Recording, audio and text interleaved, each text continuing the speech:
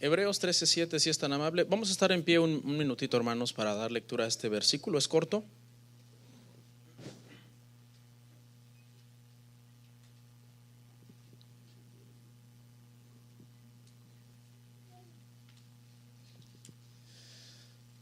¿Lo encontró?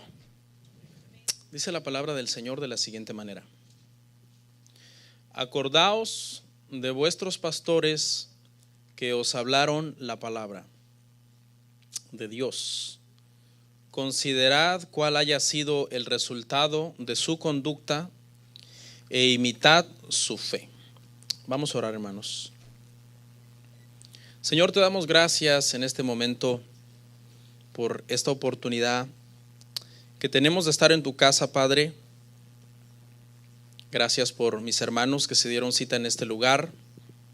Ayúdanos para que el día de hoy hablemos tu palabra, seamos instruidos, seamos bendecidos en ella, Padre Santo.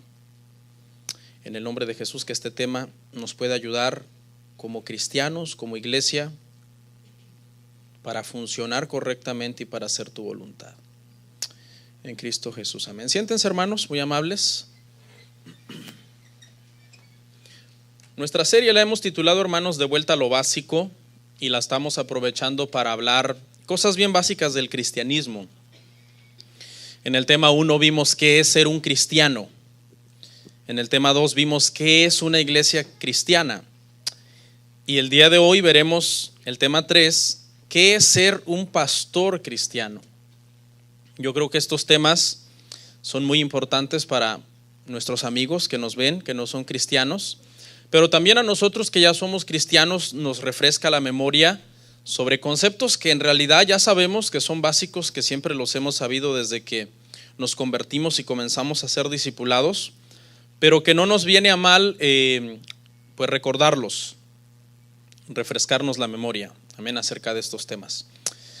Antes de continuar, quiero mandar un saludo a la iglesia Nueva Vida en Gracia, en Toronto, Canadá, y a los hermanos Omar Medina y John Álvarez. Quiero mandar un saludo para ellos, que Dios los bendiga, amén.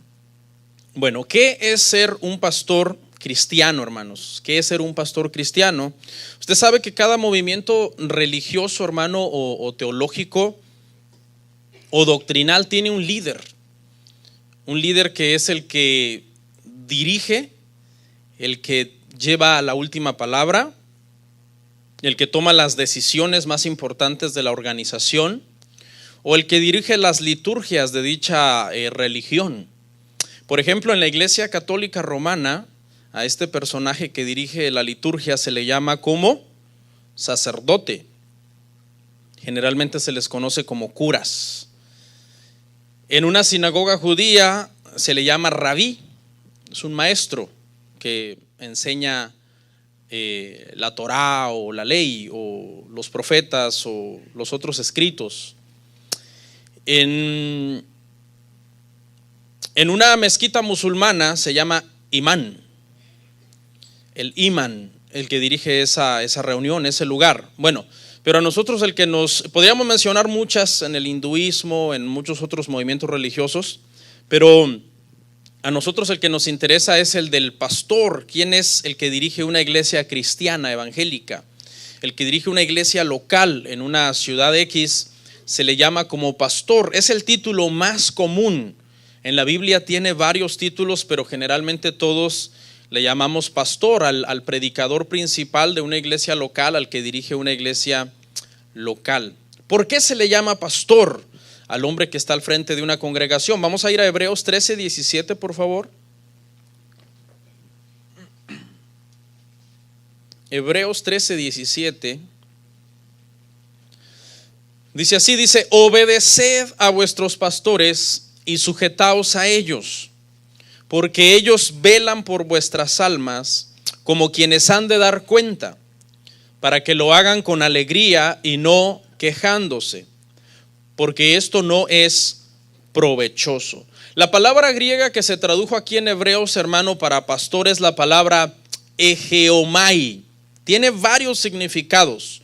Uno de los significados de egeomai puede ser líder, también puede ser una persona a la que se le dan cuentas, y tiene un significado que me da un poco de miedo decirlo por temor a ser mal interpretado, pero creo que estamos hablando con gente madura, y el significado es algo así como jefe. ¿Ok? No es que yo soy su jefe, sino que es alguien a quien se le da cuentas, es una persona que ejerce sobre ti una autoridad. El mismo verso nos da la razón acerca de este significado, porque dice: sujetaos, obedeced. Y esto habla de que hay un rango de autoridad mayor de parte de esta persona, que esta persona está ejerciendo sobre los demás miembros de la iglesia. Por eso manda a los demás a sujetarse y a obedecer. Lamentablemente, hermanos, vivimos en una sociedad anarquista, donde ya nadie le quiere dar cuentas a nadie. Encontrar cristianos humildes en las congregaciones y maduros, espiritualmente sanos, que se sujeten a un pastor, es bien difícil ahorita en pleno siglo XXI, hermano. Es difícil, son contados los hermanos de las congregaciones que se sujetan, que se dejan pastorear, que piden consejería. Hay muchos que dicen: no, hagámoslo como sea, no le digas al pastor. Hay gente que viene a la iglesia cuando quiere, cuando no quiere no viene, nunca avisan. O sea, de verdad que encontrar cristianos maduros que entiendan que debe haber una obediencia y una sujeción al pastor en estos tiempos es bien difícil, porque se ha metido mucho la filosofía humana de decir: yo hago como yo quiero, a mí nadie me manda, el día que me mantengan entonces que me den órdenes. Vivimos en una cultura de rebelión y muchos cristianos son contaminados con esta cultura de rebelión. Es más, por ejemplo, los ateos aborrecen el título de pastor. Los ateos dicen que para que tú necesites un pastor es porque eres una persona inútil, eres una persona, prácticamente elevan el término oveja a que tú eres un animalito. O sea, dice: bueno, solo los animales necesitan pastor. Yo no, yo soy un ser humano con raciocinio, con inteligencia. Yo no necesito un pastor. He escuchado a muchos ateos expresarse de esa manera. Hay muchos cristianos inmaduros que oyen este concepto y se contaminan porque se les está picando su ego, su orgullo, y dicen: no, ¿cómo? Yo soy inteligente. ¿Y cómo me voy a dejar dirigir por un hombre en la congregación? Hay otros cristianos que tampoco les gusta el título de pastor. Puede ser por diferentes razones. Hay gente que, por ejemplo, tuvo una mala experiencia con un pastor, se va de una iglesia enojado y comienza, hermano, a atacar al pastor, a los pastores en general. No, a mí el Espíritu Santo me ayuda a entender la Biblia, yo no le doy cuentas a ningún hombre, yo me reúno en mi casa, yo no necesito que nadie me enseñe, yo hago culto en mi casa solo con mi familia. Y suena muy espiritual, estas declaraciones suenan muy espirituales, pero contradicen la Biblia. Están llenas de inmadurez, están llenas de malas intenciones, y lo que pretenden es sembrarle la duda a los demás.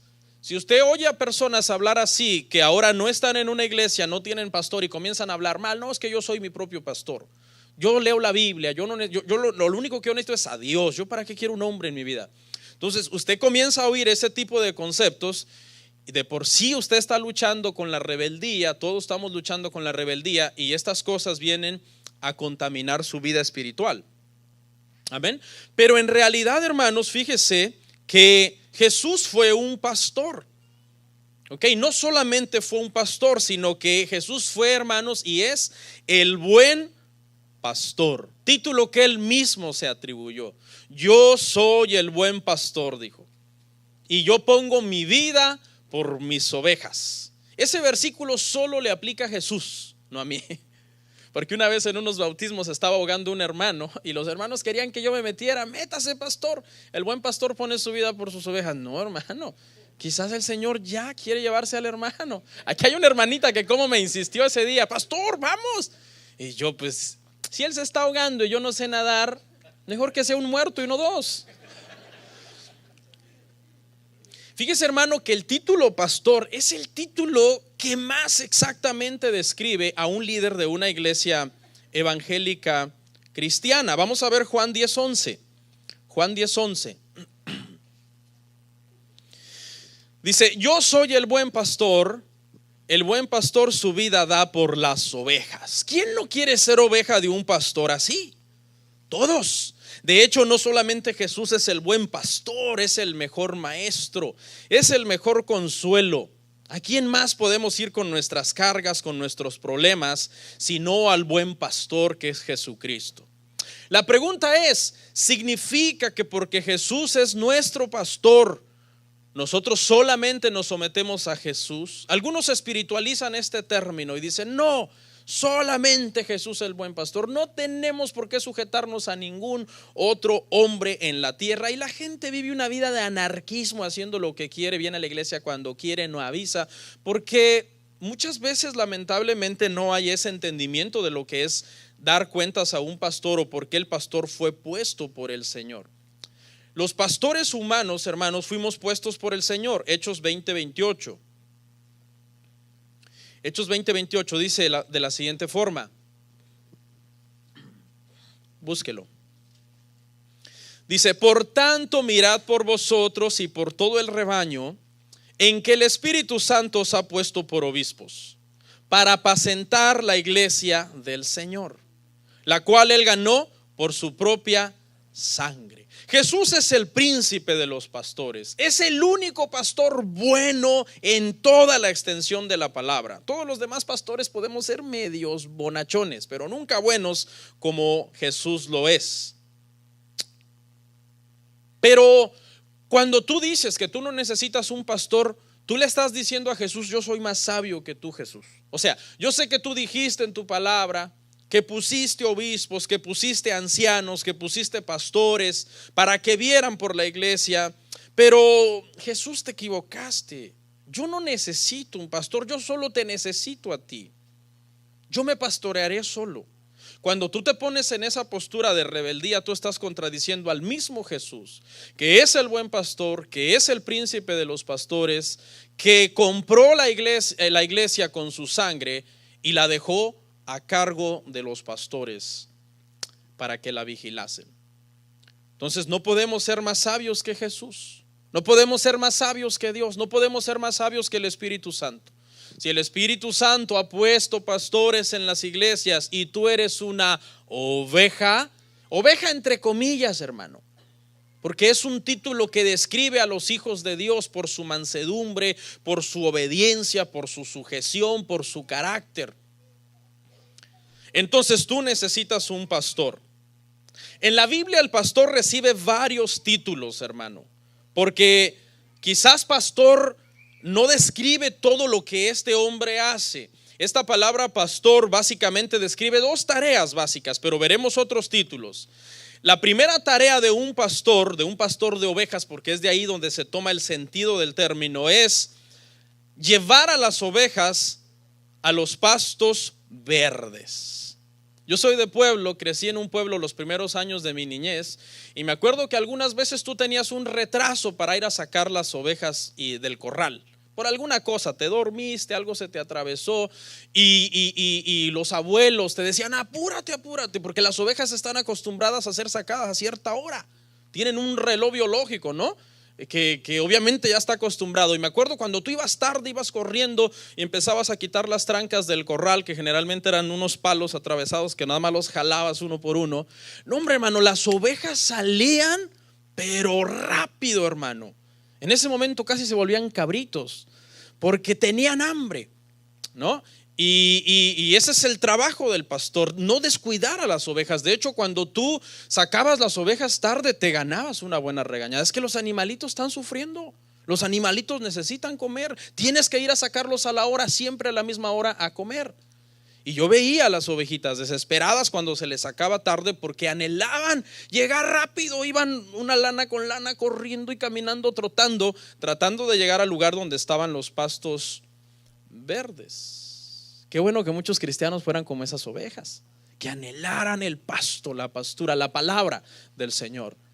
Que dijeran, pastor, predíquenos, pastor, enséñenos. Más bien algunos dicen, pastor, ahí me despierta cuando termine. Es un problema. La oveja anhela los pastos verdes. El pastor, ese es el trabajo principal, darle pastos verdes a las ovejas. Ahorita usted está comiendo, hermano. Vamos a comernos un platillo delicioso de la palabra del Señor. Va a llenar su vientre de la palabra y usted se va a ir, hermano, a rumiar esa palabra toda la tarde, toda la semana. Sí, sabe que los rumiantes, ¿verdad? Tienen 4 estómagos y van trasladando el alimento de un estómago a otro y lo traen el bolo de comida a la boca y lo vuelven a masticar y lo vuelven a procesar y lo vuelven a digerir. Eso es lo que nosotros los cristianos tenemos que hacer con la palabra, hermano. La palabra que nosotros recibimos el domingo es el pasto verde y tenemos que estar meditando, rumiando esa palabra para digerirla mejor, para absorberla mejor, pero sobre todo para obedecerla mejor. La segunda tarea del pastor de ovejas es cuidar y proteger a las ovejas de los lobos y de los peligros. Me recuerdo que algunas veces nos agarra una gran tormenta en el cerro. Yo era niño porque yo emigré de Oaxaca, de mi rancho, al DF muy joven, cuando tenía 10 años. Yo era muy niño, recuerdo esas memorias. Cuando yo le digo que tuve esas experiencias, no es que yo fui un hombre ya hecho derecho en el campo, era muy niño, pero sí recuerdo que muchas veces nos agarraba una tormenta en el cerro y había que juntar a todo el rebaño y había que dirigirlo, y muchas veces cuando ibas camino a casa, un río se había crecido y no podías cruzar. Tenías que esperar, aguantar la tormenta, que el río se disminuyera para que las ovejas pudieran cruzar y las pudieras llevar al corral. Las ovejas son asustadizas, pasaba un helicóptero y se dispersaban. Había una tormenta eléctrica con rayos y se asustaban. Hay que andarlas cuidando, porque las ovejas tienen varias características que no quiero entrar ahí, pero son débiles, son de cascos frágiles, una torcedura rápido se quiebran, son de vista corta y por eso necesitan mucho cuidado. Por eso el pastor es puesto en una iglesia para dirigir a las ovejas, enseñarles, darles un consejo, ayudarles a discernir algo, ayudarles a tomar una decisión. Y sobre todo, el pastor debe cuidar a las ovejas del lobo feroz. El lobo feroz, hermano, es el falso maestro, las sectas, las falsas enseñanzas. Mire, cuando yo les diga a usted, hermano, tenga cuidado con esa gente, tenga cuidado con ese predicador que usted está viendo en enlace, tenga cuidado con ese libro que compró, no lo tome personal. Yo no tengo nada contra ese predicador, nada contra esa gente, nada contra ese canal cristiano, nada. Lo que a mí me preocupa es que usted vaya a perderse, a confundirse, a caer en una herejía, en algo que no es cristianismo bíblico. Yo no tengo nada personal contra nadie. En el pasado di temas muy fuertes contra los falsos maestros y alguien dijo, pastor, ¿usted les tiene envidia a ellos? No, nos preocupa que estas enseñanzas dañen el cuerpo del Señor e intoxiquen a las ovejas y las enfermen. Vamos a ver otros títulos rapidito. Aparte de pastor, ¿qué más? El pastor es llamado un heraldo. La palabra griega es kerux, es de donde viene la palabra kerigma para predicación. O sea, el pastor es un proclamador. Esa palabra heraldo es una palabra un poco sofisticada, pero a lo único que se refiere es a alguien que en aquellos entonces, cuando esta palabra se usaba, era enviado por un rey con un mensaje específico. Esta persona iba y se paraba en una plaza pública y comenzaba a comunicar el mensaje del rey, apegado a lo que el rey había dicho, sin tratar de quitarle, sin tratar de suavizar el mensaje, sin tratar de adornar el mensaje, sin tratar de dar su propia interpretación. ¿O qué me dijo el rey? O el rey me dijo esto, pero suena muy duro, yo se lo voy a decir al pueblo con unas palabras más suaves. No, el heraldo no tenía derecho a alterar el mensaje. ¿Sabe qué ha pasado en estos días? Muchos pastores, lamentablemente, en su trabajo de heraldos, están tratando de ayudar a Dios y ya no se apegan al texto. Ya no se apegan al mensaje que dijo el rey, sino le quieren echar su creatividad, inventan sus sermones, pueden decir muchas cosas bonitas, aún filosofías que suenan agradables, pero si no es el mensaje que dijo el rey, hay un problema. Ese heraldo es infiel al mensaje del rey. Está traicionando al rey, porque el rey quiere que el heraldo dé el mensaje al pueblo tal y como el rey fue la intencionalidad de él de dar ese mensaje. Así que en este momento yo estoy aquí en este lugar público proclamando el mensaje del rey, apegándome a la escritura y enseñándole a usted la palabra para que este mensaje a usted como pueblo le quede claro. También el pastor, hermanos, es llamado un sembrador. La palabra griega es speirón describe a un sembrador, granjero, sabio en los tiempos, que conoce la tierra. Ve la tierra y dice, no, esta tierra está fea. Esta tierra hay que quitar la piedra, hay que quitar la hierba, hay que prepararla. Yo sé un poco también de eso, soy de pueblo. Se roza el terreno, se quita la maleza, se quitan las piedras, se hace un subsoleo primero, que consiste en meter un arado profundo para aflojar la tierra. Ese subsoleo saca piedras, saca raíces, la tierra se afloja. Después se pasa sobre el terreno una viga pesada arrastrada por unos bueyes fuertes, ¿verdad? Para que emparejen, porque el arado obviamente hizo una serie de brotes y de surcos. O sea, es una preparación. El granjero debe ser sabio, debe conocer los tiempos, debe saber cuándo sembrar, debe saber cuándo llueve, ¿ok? Debe orar para que llueva, debe preparar la semilla con tiempo. La semilla se escoge, no se siembra cualquier semilla. ¿Sabe cuál es la semilla que se siembra? La más bonita, la mejor. Cuando se está desgranando el maíz se selecciona. Y los abuelos me decían, este es para semilla, este no se puede comer. ¿Cuál era? El más grande, el más bonito, el de mejor aspecto. El demás vamos a comérnoslo, pero este es semilla para el próximo año, pensando en que la cosecha del próximo año sea la mejor, porque viene de buena semilla. ¿Ok? El sembrador se regocija cuando ve germinar la semilla. Me acuerdo que vas a los campos y comienzas a ver cuando brota la milpa, el frijol, lo que se haya sembrado. Vemos en la parábola del sembrador que el sembrador sembró semilla, cayó en diferente tierra. Algunos perdieron el fruto porque por el afán, por los espinos, por las piedras, por el camino, se perdió la palabra del Señor. Pero el sembrador, una de las características de un sembrador es que es paciente. Ya sembró y ve que no llueve y empieza a pedirle al cielo que mande la lluvia. Manda la lluvia, porque la semilla se va a perder. Si no llueve pronto para que esto germine, la semilla se va a perder. El sembrador es paciente. Si un año la cosecha no fue la que esperaba, el próximo año él no dice, ¿saben qué? Ya me frustré, porque no fue lo que esperaba, no volvamos a sembrar. No, yo nunca oí a mi abuelo decir, este año no sembramos porque el año pasado no fue lo que esperaba. No, todos los años había que sembrar.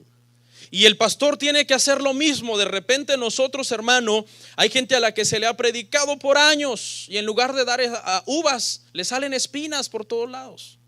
Tú dices, Señor, pero estoy orando para que al seguir predicándole a esta familia, a este matrimonio, cambie. Le predicas a los matrimonios y ¿sabe qué pasa? En lugar de que sean más espirituales, se divorcian. Y tú dices, Señor, pero ¿acaso les estoy enseñando mal? ¿Qué estoy haciendo?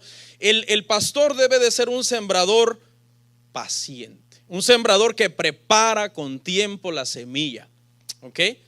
Que el mensaje debe estar bien preparado, bien nutrido con la preciosa palabra del Señor. El corazón de usted debe de estar preparado para venir a recibir la palabra. Pero sobre todo, un pastor necesita ser muy paciente en su trabajo de sembrador. El pastor en la Biblia también es llamado un embajador, del griego presbus, que es la raíz de donde viene presbítero. Y esta palabra significa un emisario en un país extranjero. Eso es un embajador. Un embajador puede ser mandado a un país en el nombre de su soberano, de su país, de su presidente, de su rey, y puede ser mandado a un país inclusive hostil, en donde los tratados de paz entre ambos países o las relaciones entre ambos países están dañadas. Pero mientras el otro país le diga, está bien que esté aquí el embajador tiene que ir y hacer el trabajo de mediador. Su responsabilidad es ir a ese país extranjero, pero no puede ir a cometer traición. Tiene que ir y llevar firme sus colores de su bandera, firme su patriotismo de su nacionalidad. No se puede mezclar porque sería acusado de traición, alta traición en este caso, porque estamos hablando de cuestiones políticas, no cualquier traición, una alta traición, traición a la patria. Así que el pastor como embajador, hermanos, debe de mantenerse firme porque fue enviado prácticamente con una misión celestial a un mundo terrenal, con un mensaje celestial que va a ser por lo general rechazado. Pero el pastor como embajador debe de mantenerse firme. ¿Cuántos de ustedes están orgullosos de su patria? A mí me gusta el patriotismo de los latinos. Los latinos somos bien patrióticos. Yo he escuchado a mexicanos con su sombrero decir: yo soy mexicano hasta el sombrero. A ver, ¿quién sabe esta? Yo soy catracho de cora, de corazón. Para los que dicen: ¿qué es eso, cora? Los de Guatemala, chapins al 100% chapín. He escuchado gente de todos lados de Colombia, colombiano de pies a cabeza, hermano. Está bien, gloria al Señor por eso. Dios permitió que naciéramos en una patria. Pero le hago una pregunta: así como es usted de patriótico en su nacionalidad, ¿así es usted de cristiano? Cristiano al 100%. Cristiano de pies a cabeza. Cristiano de corazón. Porque recuerde que nuestra patria es celestial y que estamos de paso por esta tierra, hermanos.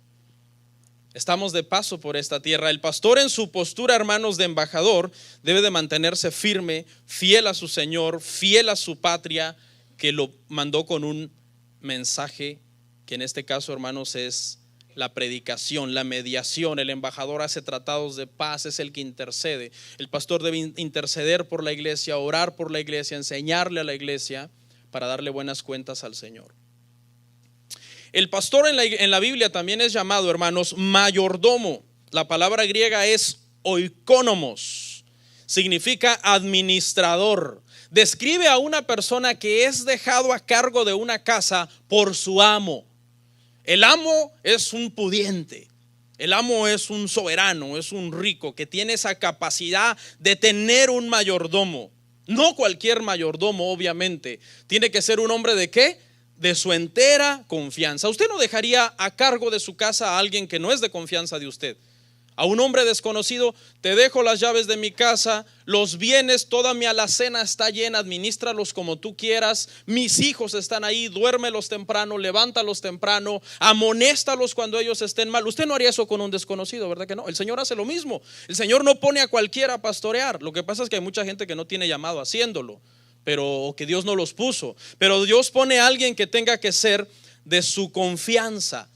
No sé si ha visto a los mayordomos o amos de llaves en las películas. Me encantan las películas de blanco y negro y sale el mayordomo de la casa. Es un hombre recatado, serio, bien vestido, con unas llaves.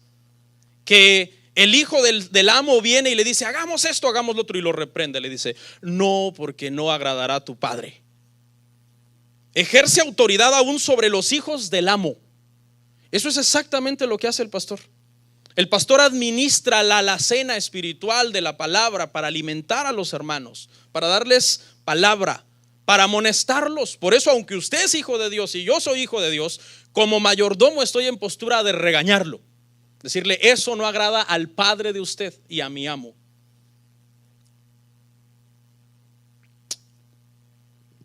Dice que una vez un hombre rico contrató a un maestro de música para que le enseñara música a su hijo. Era el hijo del rey, era el príncipe. Y entonces el maestro de música llegó y le comenzó a dar las clases de piano al joven. Y el joven se empezó a portar mal. No seguía las instrucciones y empezó a hacer lo que quería en el instrumento. Y el maestro de música le dijo: tienes que portarte bien. El joven contestó: yo puedo hacer lo que yo quiera. ¿No sabes que yo soy hijo del rey? Y el maestro le dijo: precisamente porque eres el hijo del rey, no puedes hacer lo que tú quieras. Usted, por ser hijo de Dios, por ser el hijo del rey, usted no puede hacer lo que usted quiera. Usted tiene que hacer lo que agrade a su padre, lo que agrade a su rey. Entonces el pastor debe de ser un mayordomo fiel que entregue buenas cuentas de la administración. El Señor dotó al mayordomo, al pastor, de dones. Le dio el don de la enseñanza, el don de la sabiduría para aconsejar, la gracia, el tacto para tratar con las personas, el llamado, ¿ok? El don de la exhortación, los dones que usted quiera enumerar. Pero ¿sabe qué? Dará cuentas de esos dones. El Señor vendrá a pedir cuentas al mayordomo. ¿Usted qué haría si usted deja a alguien encargado de su familia, de su casa, de sus bienes y regresa y el mayordomo hizo lo que quiso? Abusó injustamente de los hijos, trató, despilfarró los dones, en este caso los medios, los víveres, todo lo que la casa tenía. Será juzgado de una manera dura por usted. De la misma forma, un pastor le debe mucha fidelidad y lealtad al Señor. Ok, hasta aquí ya armamos el cimiento doctrinal. Ahora vamos a entrar, hermanos, a un tema muy triste, que es la mala fama de los pastores. Primera de Pedro, capítulo 5, verso 1. Primera de Pedro, capítulo 5, verso 1. Vamos a leer hasta el 5.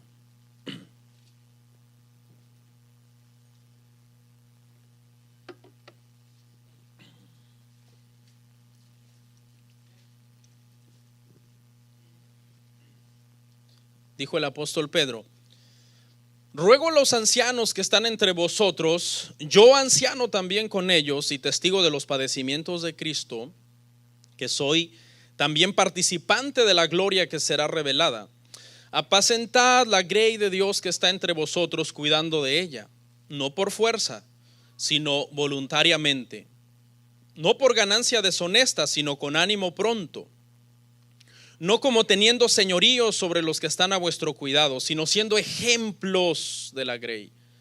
Y cuando aparezca el príncipe de los pastores, vosotros recibiréis la corona incorruptible de gloria. Igualmente, jóvenes, estad sujetos a los ancianos, y todos sumisos unos a otros, revestidos de humildad, porque Dios resiste a los soberbios y da gracia a los humildes. Pedro hace una amonestación dura a los pastores para que hagan buen trabajo. Pero lamentablemente sabemos, hermanos, que ha habido muchos tropiezos provocados por pastores que han fallado. Y esos pastores que han fallado, hermanos, han producido una mala fama en el oficio pastoral. Una fama terrible, porque ha habido pastores que han caído en unos excesos, hermano, tan escandalosos y tan vergonzosos, que ser pastor como que de cierta forma da un poquito de pena ajena.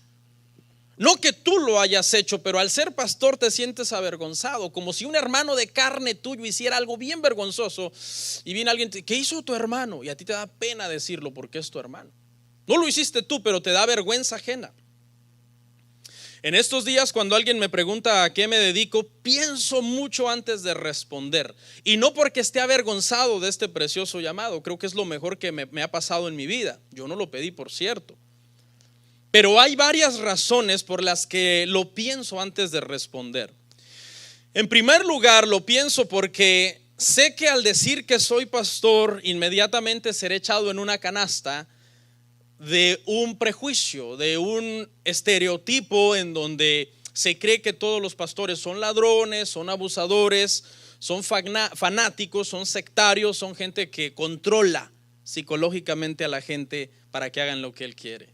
Yo no los controlo, hermanos. Ni que vuelten para acá, hermanos, miren esta campanita. No, yo les predico la palabra. La palabra es lo que verdaderamente a ustedes los hace libres.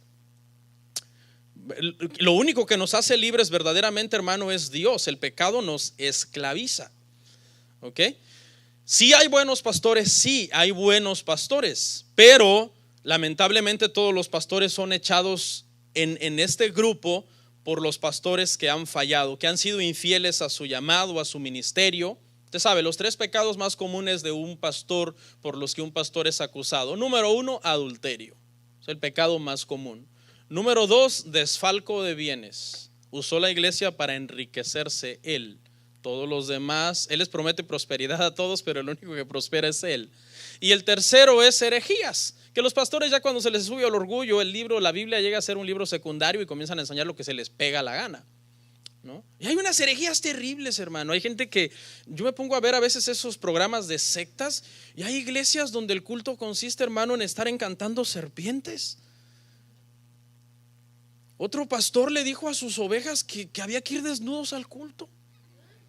Y aunque usted no lo crea, hay gente que es tan manipulable que ahí está en YouTube todos desnudos. Obviamente censurado, ¿no?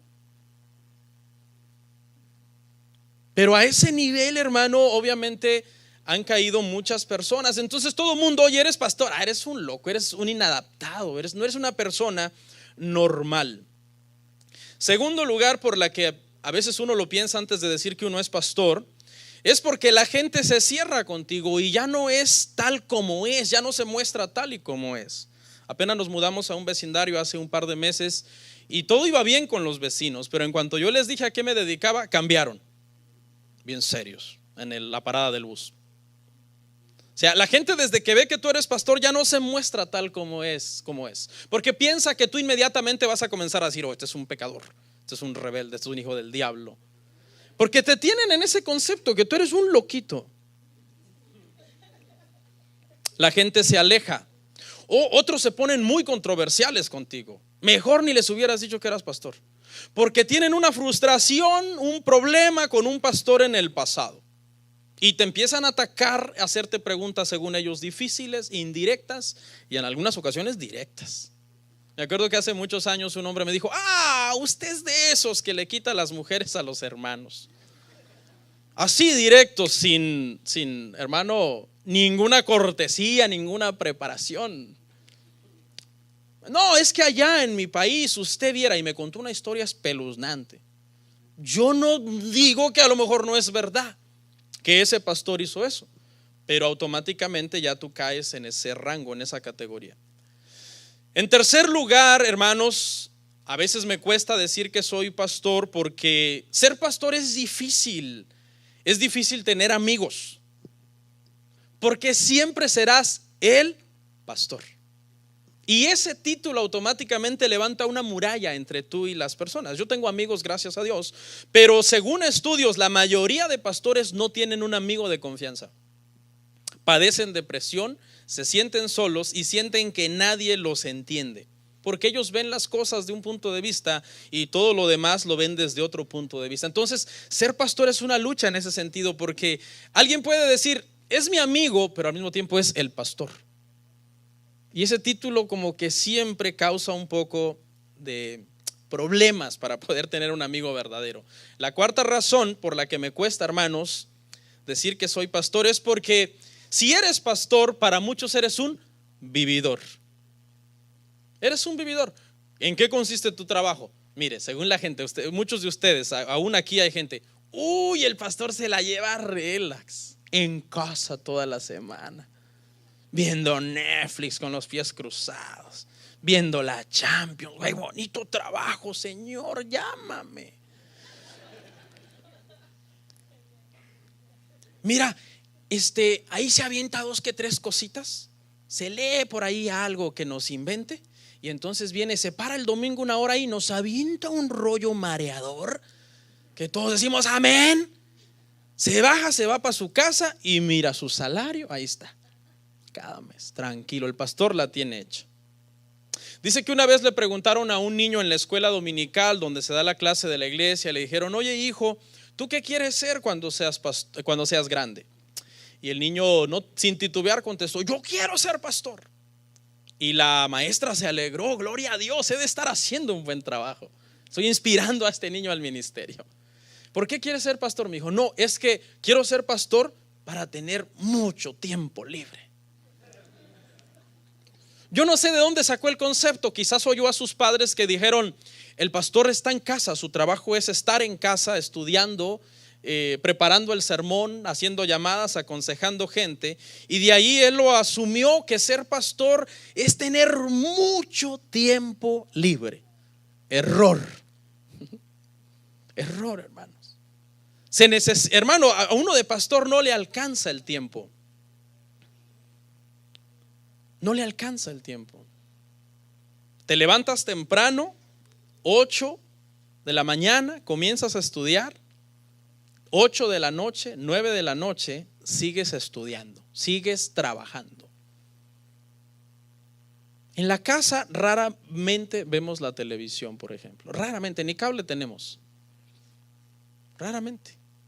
Me siento en un lugar y ahí paso 8, 10, 12 horas trabajando. Entonces no es así como la gente, no, es un vividor. Hermano, ¿usted por qué no diezma? ¿Por qué no apoya económicamente? Es para el pastor, que va a estar dando. Hace tiempo, cuando alguien nos visitaba y era de confianza y me encontraba en la casa, pastor, ¿qué hace aquí de perezoso? Increíble. Hermanos, les voy a decir algo y espero que ya pues nos quede claro. Ser pastor es un trabajo. Le quiero hablar algunas cosas prácticas, hermanos, sobre lo que es ser un pastor, aparte de la mala fama que ya hay. Escuche, un pastor, hermanos, es un ser humano. Es un simple mortal, falible, imperfecto. Nos da gripa, nos enfermamos, nos cansamos, tenemos la mala costumbre de comer. Algunas veces nos enojamos. Otras veces, en el enojo, decimos algo que no tuvimos que haber dicho. Pero la ventaja es que los pastores humanos no pusimos la vida por las ovejas. Yo odio algo que llamo culto al pastor. El culto al pastor. Uy, mi pastor, el mejor de la ciudad, mi pastor. El más inteligente de la ciudad, mi pastor. El más sabio para aconsejar, mi pastor. Mire, si usted le va a hacer culto a un pastor, hágasela al único que es bueno, Jesús. Entonces, pastor, ahora lo voy a atacar porque usted no quiere que yo le haga un elogio. No se vaya al otro extremo. La adulación es algo malo. Un elogio sincero que de verdad viene de parte de Dios está bien, pero la adulación no viene de un corazón sincero. Pero no se vaya al extremo de atacar al pastor, usted de orar por el pastor. Un pastor, hermanos, es alguien que un día se convirtió a Cristo. Ningún pastor nació siendo cristiano. Todos los pastores un día nos convertimos al Señor, en el mejor de los casos. Porque ¿qué cree?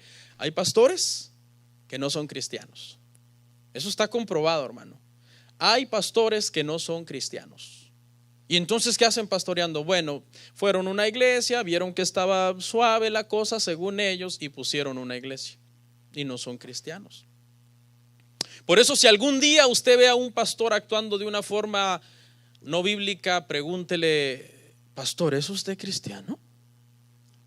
Le va a decir: ¿qué me está diciendo? ¿Que no ve que soy pastor? ¿Y qué tiene que sea pastor? ¿Es usted cristiano? Esa es la pregunta. El pastor es alguien que Dios llamó.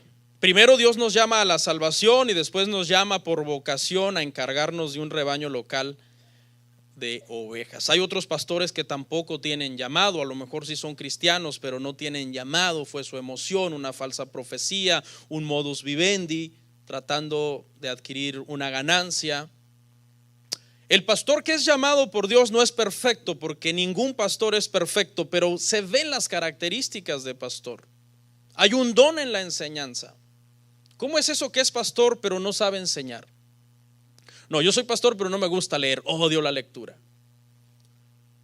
Hay una gracia para el trato a las personas. El pastor debe tener esa gracia para tratar a las personas. La sabiduría para aconsejar también. Son todos los dones que Dios da para poder cumplir en el ministerio. El pastor, hermanos, también tiene familia. Por lo general, los pastores hispanos, grande familia. Es que nosotros somos muy obedientes a la palabra. Y Génesis nos dice: llenad la tierra. Cuando mi esposa se embarazó de Max, a mí me dio un poco de pena.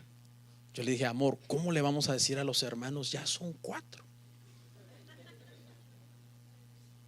Y digo, cuando mi esposa se embarazó, como que yo no tuve nada que ver, ¿verdad? Como decirle: ¿para qué te embarazaste? Y como el pastor tiene familia, hermanos, el pastor necesita atender a su familia, necesita darle tiempo a su esposa, necesita darle tiempo a sus hijos. Y la familia debería de ser un ejemplo para el resto de la congregación. El pastor, hermanos, también tiene o maneja o necesita finanzas. Cuando nosotros iniciamos esta iglesia, hermano, yo estuve trabajando por 2 años en lo secular antes de dedicarme a tiempo completo al ministerio. Llegó un momento en que, verdad, fue necesario dedicarme a tiempo completo, pero uno necesita también finanzas. Uno tiene gastos, el pastor paga renta, paga luz, se le gastan los zapatos, o sea, hay gastos, los gastos que usted tiene, uno también los tiene. Vamos a ver Gálatas 6:6. Mire lo que dice la Biblia acerca de esta necesidad pastoral. Ya vamos terminando.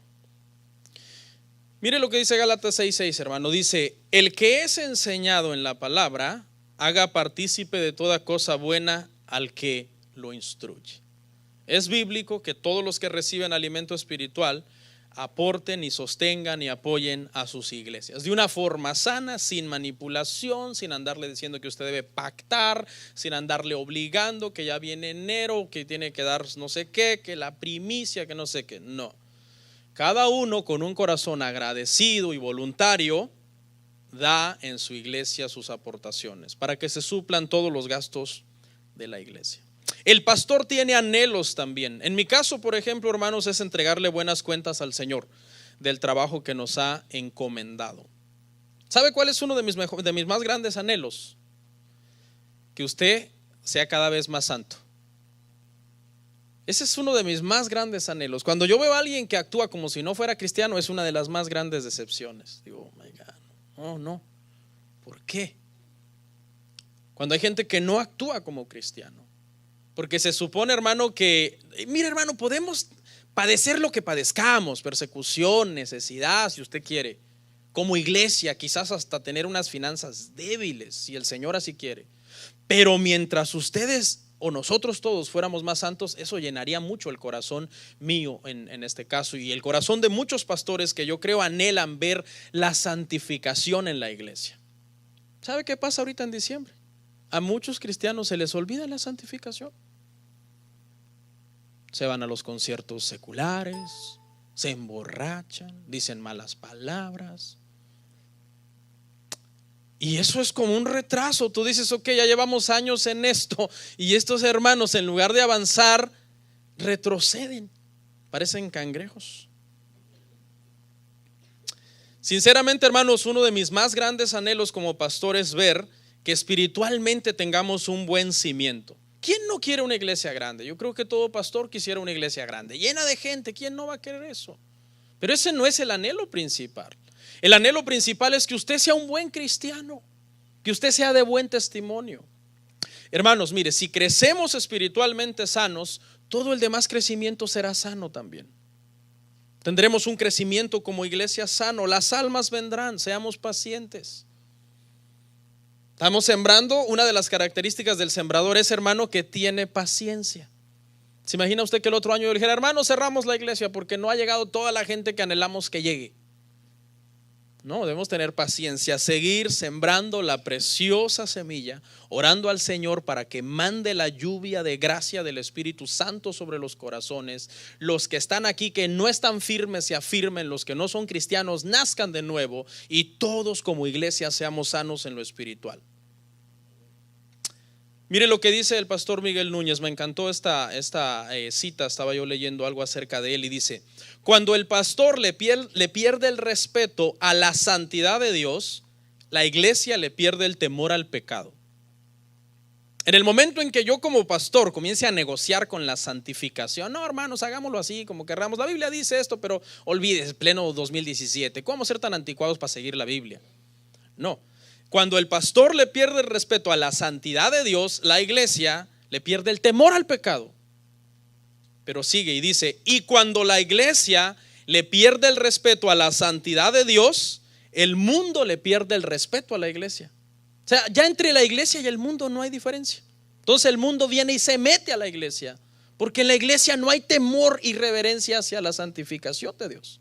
Hermano, nosotros debemos de tener una reverencia tan grande por la santidad del Señor que los que vengan de afuera se empiecen a parecer a nosotros, no nosotros a los que vienen de afuera. Claro, en la medida en que nosotros nos parecemos más al Señor. Esperemos, perseveremos, cambiemos. El Señor será el que añade los que han de ser salvos a la iglesia. No vamos a comprometer el mensaje, hermanos, para hacer crecer la iglesia. Paul Washer dice que el pastor que con métodos carnales llena la iglesia, la llenará de gente carnal. O sea, si el método es carnal, la gente que vendrá será carnal. Porque el que pesca usa diferente cebo para diferentes peces. Nosotros debemos usar el cebo de la santificación y del evangelio para que el que venga aquí se convierta a Cristo y cambie. No le podemos decir qué te gusta, qué te agrada. ¿Quieres que cortemos la alabanza para que te sientas más cómodo? ¿Quieres que te cantemos tu alabanza favorita? ¿De qué quieres que predique? No.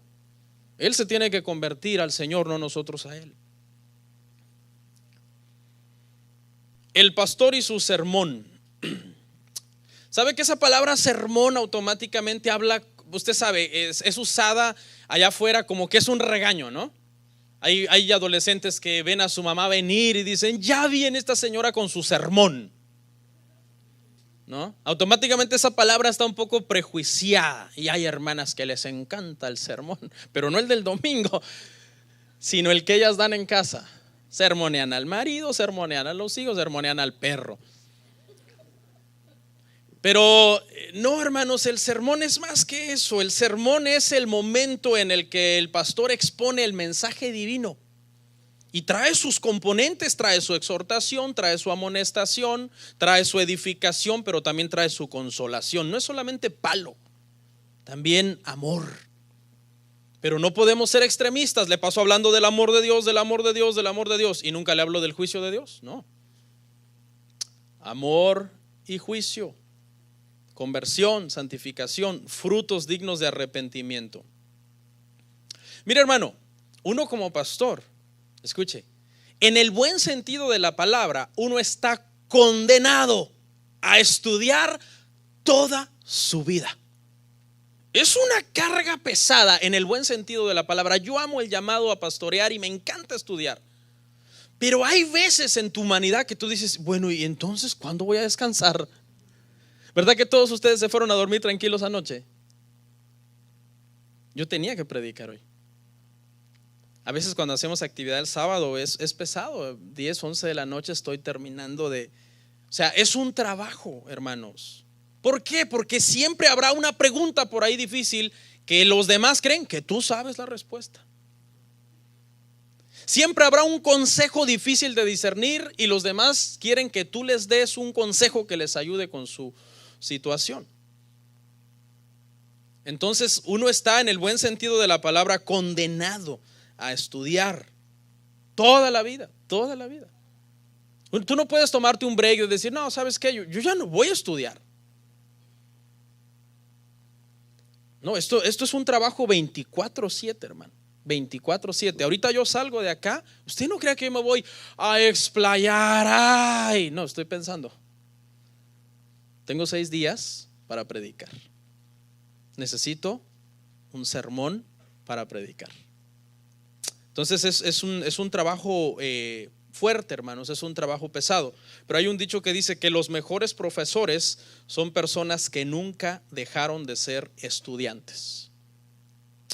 Necesitamos seguir estudiando, seguir aprendiendo todo el tiempo para poder enseñar a los demás. Este año, hermanos, ha terminado prácticamente ya. 2017 se nos va. Necesitamos ser mejores ovejas. Yo necesito ser mejor pastor, hacer mejor mi trabajo, y todos en conjunto ser mejores cristianos, mejores hijos del Señor. Así que para terminar el día de hoy, hermano, le quiero pedir algo. Quiero que oremos por los pastores, que Dios les ha encomendado una tarea muy grande. Pero también oremos por los miembros de la iglesia para que ya de una vez por todas se vuelvan ovejas. Porque acuérdese que al final del día las ovejas serán separados. ¿De quién? De los cabritos.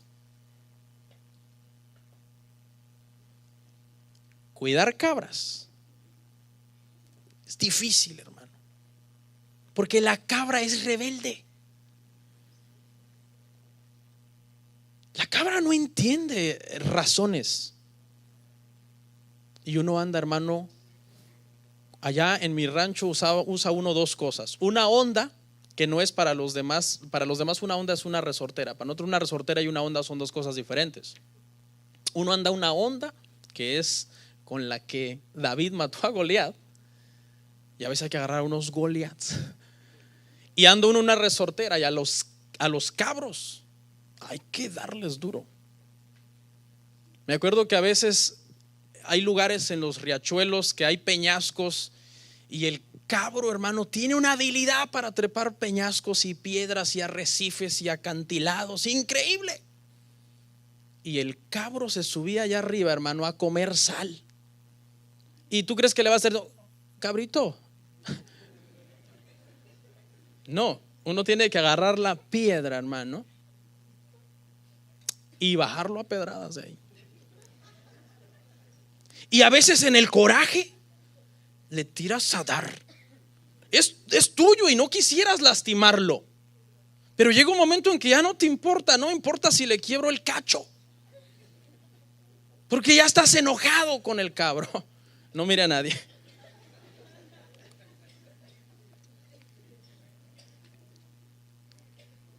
Así que, hermanos, hagamos un mejor trabajo este año 2018, perdón. Yo quiero ver esta iglesia, hermano, que está en la bendición del Señor. Uy, dinero, miles de gente. No, que estamos espiritualmente bien. Si lo demás viene como consecuencia de un cimiento espiritual, gloria a Dios. Pero lo importante es que seamos cristianos como Dios manda. Oremos.